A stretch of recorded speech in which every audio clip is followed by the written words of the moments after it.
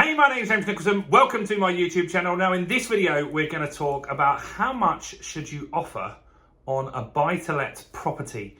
What sort of ballpark are we looking at? So make sure you stick around to the end. We've got all that covered and what you should include in your offer to make it more likely to be successful. So while we're here, we're on a journey to grow my property portfolio and build a portfolio for my two daughters. And I want to invite you on that journey with us. And you can do that by subscribing to the channel and hitting the bell. We got 2 properties last year. We're going to get more this year.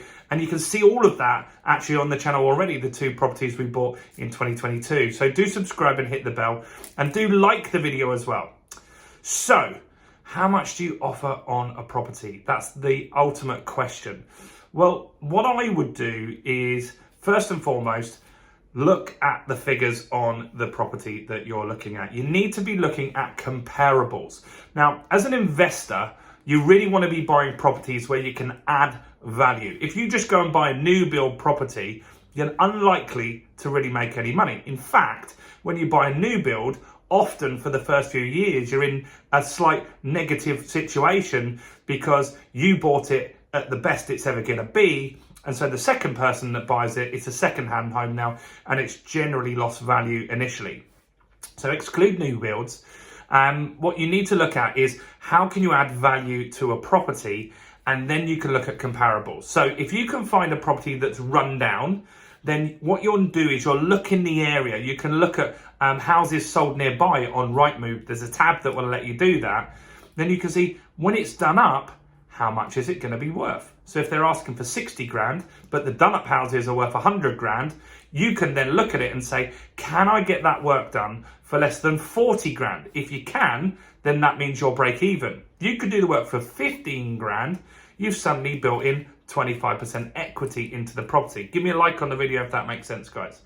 So that's one thing. You've got to know your numbers before you can go out there and offer on property. So you've got to look at comparables. You've got to figure out how much you feel that renovation will cost.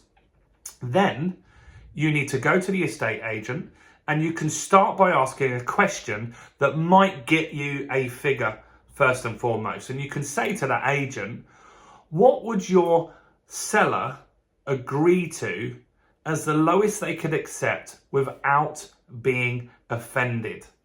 That's going to get a number out of the agent, or they're just going to ask you to make an offer. Now, I would start with a cheeky offer to begin with. And so I would look at offering around 25% below asking price, particularly in this market. Particularly in this market where you've got all those headlines about prices dropping, right? So first off, we're looking for a property we can add some value. But secondly, we're going to start off with 25%. Now, we want to be taken seriously at that point. And so how we can back up that is to show them evidence that we're not just a time waster, because estate agents, they're constantly getting calls from people about why that property should be sold at that price, and they never hear any more. So what you've got to focus on is why you? Why you? Why should they look at an offer from you? People will accept a lower offer if there's something in the offer that makes it useful for them. So that might be speed. The fact that maybe you're not in a chain. The fact that maybe in this instance, you could be lucky enough to be a cash buyer. Anything that you have in your inventory that makes you a better prospect, that's what you've got to get across to that person. Now, the next thing when you're doing the offer is you need some proof. Right, remember, they've heard it all before. They get calls every single day from people saying, hey, you know what? I want to buy that property, I'm good to go. And then they disappear. The agent calls them back, they never hear from them ever again. So when I'm putting in an offer, I make sure I have some stuff ready to go with them, with the offer. And you just put this in the email. So in the email, you want to include the following. First off is the offer. So you want to say which property, how much you're willing to offer. Put the address of the property in there, just make that formal. And then your terms. And so your terms could be that they will complete, or they'll either, your offer, they need to accept it within 7 days. because you want to give them a sense of urgency. You don't want them just sitting on the offer, waiting for other offers in the market while that comes in. But other stuff that you can show to the agent that you're ready to go is put your solicitor's details in there. Now, you might not have this might be your first purchase. Just call some solicitors that do conveyancing and pick one, and that's the one you're going to work with. You have no commitment to the solicitor at that stage, but you can put their details down. Next, put your broker's details down. So if you've got a mortgage, then use a broker. The best way to get a mortgage is always to get an all-market broker, because at that stage, you're going to have that option to find the best deal. Put their details in this offer as well. That's another indicator to the agent. They don't see this very often, right? They just see offers on the phone. But if you back it up with this stuff in an email, it really shows that you're serious. And that's what the agent's looking for, the most serious person that's likely to drive this through to completion. And so then you want to put your latest bank statement. So you've got proof of funds. So if you're got a deposit, or you're a cash buyer, show them your bank statement. Make sure you block out any important stuff on there, but they want to see the figures, right? And if they can see that, imagine you're the agent, right? The agent, they do care about getting the person the best price.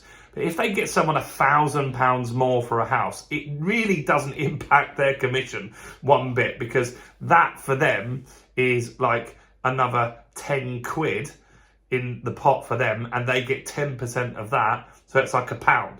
It really doesn't matter to that agent. Might matter a bit more to the business owner, but not so much to the individual agent.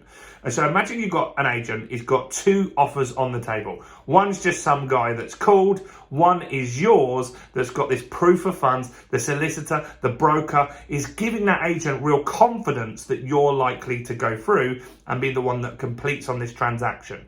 Because deals fall out of bed all the time, and that agent knows that. And you can show by having all of this stuff together that you're more serious, they're more likely to push your offer forward. Now, 25% you might think is a lot, but that's where you're starting, right? You can't go 5% less and then suddenly go, actually, I want 10% discount. You can only go with a decent thing. Now, if you just gave a 25% discount on that property without all of this other stuff, it's not going to work. Right, they're just going to think you're a time waster, and they probably won't even actually put your offer forward. They're meant to, but they might not, or half-heartedly. And if they're not really into your offer, that's the thing here. You've got to get the buy-in from the agent. You've got to build that rapport with them. Ask them questions. Ask them, what is the lowest offer that your seller will accept without being offended? That's a great little line that can get that information out from them. If you can do that, you will start getting some great results in your property investing deals. Now, you're unlikely to get it accepted at 25%, but it might go to 15%. And then if you've got a 15% reduction off the market value and you found somewhere where you can add value, that's a great deal. That starts to stack up really well. You're going to add value. That's going to create more equity than that extra 15% that you've got.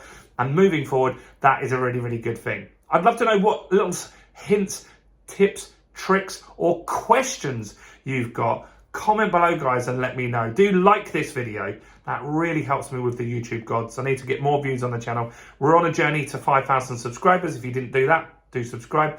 And we're trying to get 100,000 views in the next few months per month. We're at 50,000 at the moment, which is crazy, but let's double that. And do make sure you join us on our latest training. I'm going to put some links in the description where you can join us, get educated by us. Now's a great time to get into property. Prices are down. Now is a great time to find some deals that can really stack up and do very, very well. We'll also talk about strategies that you can do whatever happens in the market. So make sure you join us on one of those trainings. Do check out all my other content on my channel, including this video right here. Bye for now.